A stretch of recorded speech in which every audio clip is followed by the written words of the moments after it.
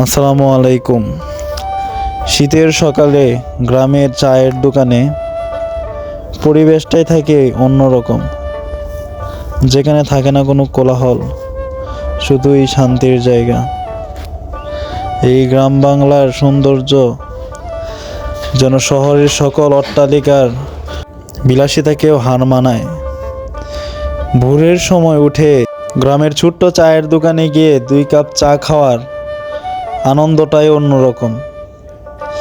এই গ্রাম বাংলার সৌন্দর্যে মন ভরে যায় আমাদের।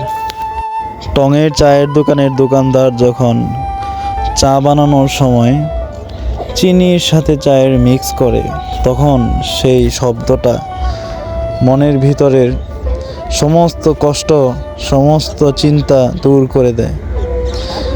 মনে হয় থেকেই যায় এই গ্রাম বাংলার মধ্যে। কেন আমরা ঘুরছি এই বিলাসিতার পিছনে?